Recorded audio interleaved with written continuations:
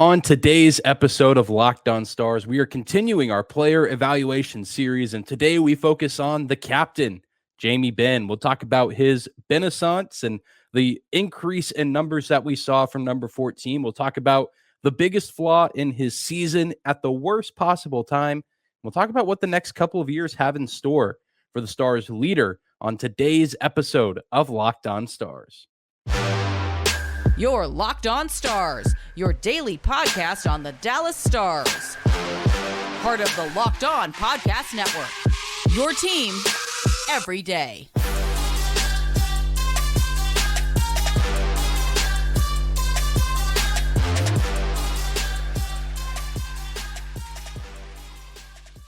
Howdy, Stars fans. Welcome back to the Locked On Stars podcast, the only daily podcast covering the Dallas Stars.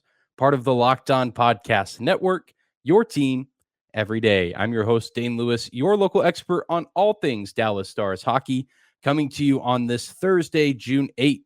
And today's episode is brought to you by Gametime. Download the Gametime app, create an account, and use code LOCKEDONNHL for $20 off your first purchase. And whether this is your first time here or you are a recurring listener, thank you for stopping by and making Locked On Stars your first listen every single day. Be sure to subscribe to the show on YouTube. Follow us on your favorite podcasting platform of choice. We are always free and available no matter where or how you choose to listen to the show. Continuing with our fourth episode in our player evaluation series, talking about the Stars captain, Jamie Benn. And there's plenty of good to discuss with number 14 for this season. One of the more surprising storylines for the Dallas Stars and their fan base this coming year. We know that he and Tyler Seguin both drew plenty of criticism in the offseason from not just the fans, but even team ownership, talking about how there had been a lack of production given the contracts that had been assessed to both of the team's star players. And it was a really big question of whether or not Jamie Benn could finally get back to being a more recognizable version of himself after some pretty lackluster years, really, especially the year that the Stars went to the Stanley Cup. The numbers were not really there. And then the couple of years after, there were flashes, but ultimately not what you expected to see from the captain of the team and a guy who had won the Art Ross Trophy back in 2015. But even after, the Art Ross Trophy wasn't even his most productive season. He had 87 points in 2015. And then the very next season, he had 89 points, 41 goals. That was, in my opinion, and I'm sure many of yours as well, the best season that we actually saw from the Stars captain. And then it's stayed pretty consistent, 69 points, 79 points the following two seasons. But then in 2018, 2019, things started to take a little bit of a turn. 53 points, followed by 39 before the COVID shutdown, 35 points the year after the Stanley Cup run, and 46 points in 21-22. So there was really a concern level about the captain and whether or not he would be able to produce properly for this team, especially, again, given the amount of money that he was being paid. But I think he put a lot of those questions and concerns to rest pretty early on in the season and had an incredible bounce back effort in 2022-2023 with 33 goals, 45 assists, totaling 78 points in all 82 games played this season. Nearly a point per game player at the age of 33. He will turn 34 this offseason in July, so starting to get up there in age and starting to run out of contract a little bit. Could be an interesting discussion for what the future could look like for the captain. We'll talk about that a little bit later on in the show. But there was a term that was coined pretty early throughout the season, and it stuck as Jamie Benn continued to produce. People around Stars Nation begun to call it the Bennaissance. Just an incredible offensive output from Jamie Benn, playing alongside some young players who seemed to spark a little bit of life into his style of play, mainly Wyatt Johnston, who had a phenomenal rookie campaign. They were a dynamic duo, and no matter how many changes came through the Stars lineup or came through the Stars roster, head coach Pete DeBoer and the rest of the coaching staff never pulled Jamie and Wyatt apart, and they were just inseparable, and they brought the best out of each other. And I think that it was a mutually beneficial relationship where Jamie was able to take Wyatt under his wing and teach him a thing or two, and Jamie was able to benefit from playing from a guy who is so fresh, plays with a lot of speed, and for a really good hockey IQ for a kid who's only 19 years old in Wyatt Johnston. But it wasn't just the 5-on-5 game where Jamie Benn was effective. It was also on the power play. And that might have been his biggest area of impact for the Dallas Stars this past season. He ranked third on the team in power play points with 30 and was tied for first in power play goals scored with 13 with Jason Robertson and Joe Pavelski. He was a lethal aspect of that top power play unit that boasted the top line, Miro Heiskanen, and then Jamie Benn right there in the middle of all of it.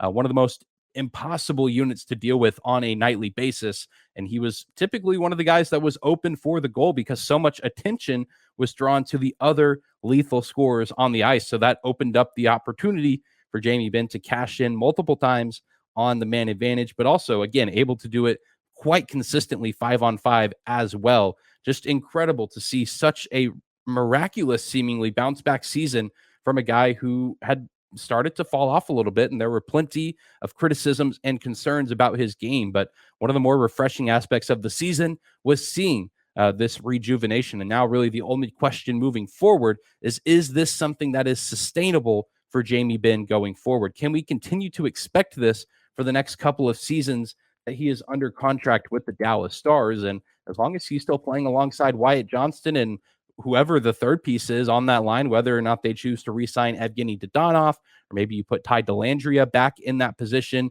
or maybe it's somebody new. Maybe you add another young kid in that mix, maybe a Logan Stankoven type of player. I think that could be really interesting, but Jamie Benn still has quite a bit of work to do, as he will be making $9.5 million this coming season and the season after. I know there's probably some people out there who would dare to say that Jamie Benn, maybe didn't earn that entirety of the paycheck that he got, but I think he got pretty darn close. And I know on Twitter, the poll that I ran, a lot of people saying B for Jamie Benn's season, a few A's, but maybe some of the grade being drugged down by some of the negatives that we'll talk about a little bit later on in this episode. But overall, if you're a fan of this team, and especially if you've been paying very close attention over the past few seasons, I don't see how you can look at Jamie Benn's regular season output, look at his production, and be disappointed. Nearly a point per game player, 78 points. We hadn't seen him even get close. We hadn't seen him go over 50 points since 2018, 2019, let alone to surpass 60 and nearly get to 80, a mark that he's only gotten to twice in his career. A pretty phenomenal year for the Dallas Stars captain, if you ask me, and it makes me hopeful for the next couple of seasons that we can see a little bit more fight in Jamie Benn, because if I'm being quite honest, I don't really know how much longer he'll be with the team once his current contract comes to an end. Well, as great as the regular season was, there's one big knock against the Dallas Stars captain, and it's a knock that many people believe ended their season. We'll talk about his one big mistake in the Western Conference Finals and other areas of concern with Jamie Benn coming up next. Today's episode of Locked On Stars is brought to you by our friends at Gametime. Buying tickets to your favorite events shouldn't be stressful. Gametime is the fast and easy way to buy tickets for all the sports, music, comedy, and theater near you. With killer deals on last-minute tickets and their best price guarantee, you can stop stressing over the tickets and start getting hyped for all the fun that you'll have. You can get exclusive flash deals on tickets for football, basketball, baseball, concerts, comedy, theater, and more. The Gametime guarantee means you'll always get the best price if you find tickets in the same section and row for less. Gametime will then credit you 110% the difference. Just download the Gametime app, create an account, and use code LOCKEDONNHL for $20 off your first purchase. Terms do apply. Again, create an account and redeem our code LOCKEDONNHL for $20 off. Download Gametime today. Last-minute tickets, lowest price guaranteed.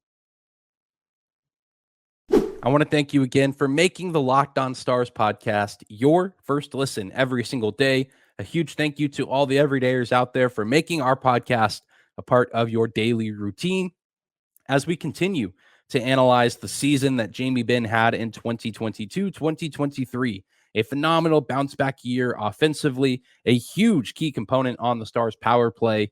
But there's one thing that everyone wants to point at, and really, if we're being honest, this is what Jamie Benn is going to be remembered for this offseason and leading up to the regular season. I know for a fact that this storyline will come to play, and the national media and just media outlets everywhere discussing, is Jamie Benn fit to lead this team? We all know the mistake that he made in Game 3 of the Western Conference Finals, the cross check to Mark Stone's head as he was falling down on the ice, a mistake. A mistake that Jamie Benn eventually now has owned up to and apologized for, felt awful about. And I know in the moment it was very, very easy to dogpile on top of him. I know I was guilty of that as well, probably said some things that maybe weren't true or maybe were a bit of a stretch. Because I do believe at the end of the day that Jamie Benn is a good leader of this team, a perfect leader. No, but I don't think any captain in the NHL is perfect. I don't think any leader in any profession is perfect. I think that everyone has their gifts and their strengths, and I think people have their weaknesses and shortcomings. Jamie Benn made a mistake in that moment that cost himself and his team potentially winning that game. And you could say it cost them the series, but it's hard to pinpoint that one moment and that one action on Jamie Benn and saying that that's where the series was lost. I know that's kind of where I fell, but again, maybe I was a prisoner of the moment. Perhaps many of you fell into that boat as well. But the Stars also were not able to take care of business in 2 overtime games in Las Vegas, where they found themselves down 2-0 going into their home building for Game 3. The pressure very, very high. And if the circumstances going into that Game 3 are a little bit different, maybe Jamie Benn doesn't have the same emotions going through his body, going through his mind, and maybe he doesn't react the way that he does given the circumstances. Again, I'm not justifying what he did. I'm not saying it's right. It was incredibly unsafe and incredibly dangerous, and it's a good thing that Mark Stone is okay and healthy, but that was a very pivotal moment for the Stars in the postseason, and thankfully his teammates were able to.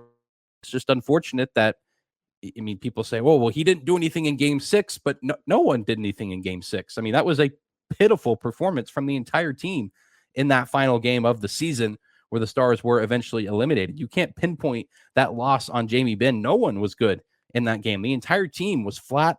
They weren't good. And you could say, well, that's because Jamie was out there. And I just don't believe that's true, because there had been plenty of other stretches during the postseason with Jamie Benn out on the ice that the team looked just fine. So I know, again, that I might be backtracking on some things, but that's kind of what this profession is all about, is saying things and, admitting when you're wrong. And I still believe, and I know it might be an unpopular opinion, and everyone is entitled to their opinions and what they believe to be true. But I think at least for these next 2 seasons, Jamie Benn is the guy to be the captain of this team. And then you start to maybe look afterwards and explore the options beyond that. But that's, again, a conversation for about 2 years from now, when he could potentially be moving on or maybe even retiring, as, again, he's getting up there in age for a hockey player, going to turn 34 this offseason. And will be, 36 or so going into the end of his contract. And we know that guys can continue to play into their upper 30s. You look at Joe Pavelski, but Jamie Benn plays a little bit of a different style of hockey at times than Joe Pavelski. And who knows if he even wants to continue to play that long. Different discussion for a different day. But I do think that Benn is the guy to lead this team. I think that he will learn from his mistake in Game 3. And we all remember how it felt watching him defeated at the end of the 2020 Stanley Cup Finals. And you know that disappointment and likely frustration is there now as well. And I think it will make him a better leader of the team. And I believe that he will learn from his mistake. And I expect him to come out and play incredibly hard next season, looking to help his team get back into the postseason and make another deep run like they did this year. But I mean, you take out that cross check, and I feel like it's a great season to remember Jamie Benn by. But again, so many media outlets like to look for the negativity. They like to look for the bad stuff and make that what you want to remember. And I feel like, unfortunately, you look most places, and that's what most people are going to be talking about when they talk about Jamie Benn this past season. But I, for one, am willing to move on from it after discussing it here on this episode, of course, and of looking forward to what the future has in store, including this season, as the Stars look to run it back with a very similar group of guys, and hopefully adding some more talent and depth as well, whether that be via trade, via prospects, or via free agent signings. But let me know what you think down below in the comment section. I know there's a lot of mixed emotions with Jamie Benn, with a phenomenal season mixed with a pretty crucial mistake in Game 3 of the Western Conference Final. Well, we'll wrap up this discussion on Jamie Benn and talk about what his role will look like with the Dallas Stars this coming season as he looks to build upon what he started in 2023. All of that coming up next.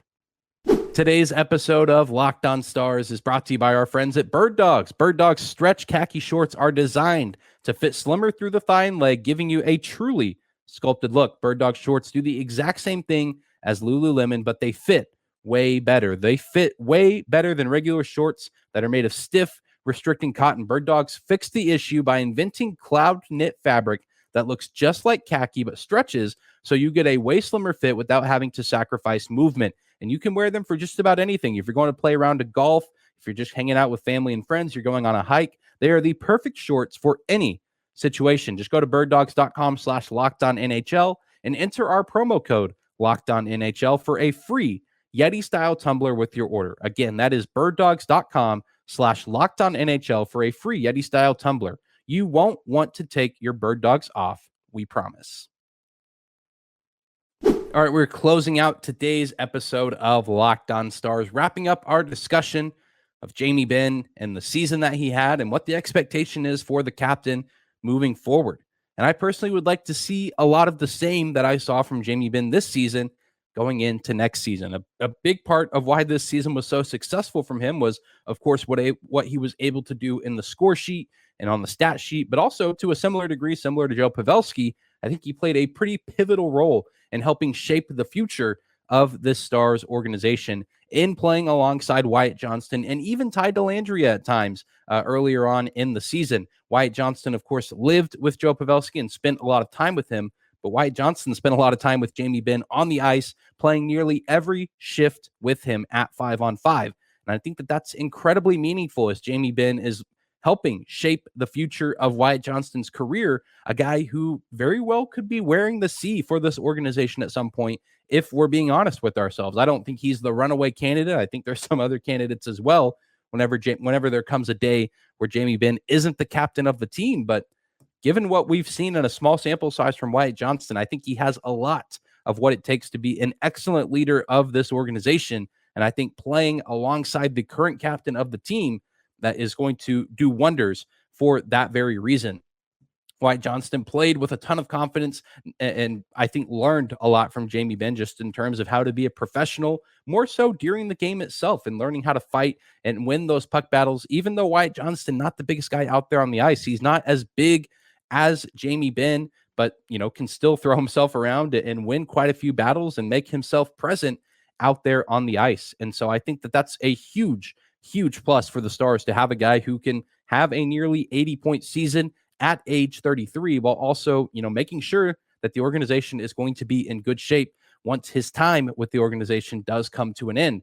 And Wyatt Johnston, Ty Dellandrea as well, different player than Wyatt Johnston, and even to some extent, maybe a little bit of a different player than Jamie Benn. But I'm sure if you asked Ty Dellandrea, a lot of the credit that he would be looking to give for his success this season and success going forward would have to do with playing alongside Jamie Benn. I think some of his best moments of the season were when he was on that line with them before things got shifted up and Evgeny Dodonov came and joined the fold. And I think Dodonov was also an excellent fit with Wyatt Johnston and Benn. And if Dodonov's able to come back, I think it'd be worth looking into keeping those three together as they were able to do quite a bit of damage in the regular season and the postseason.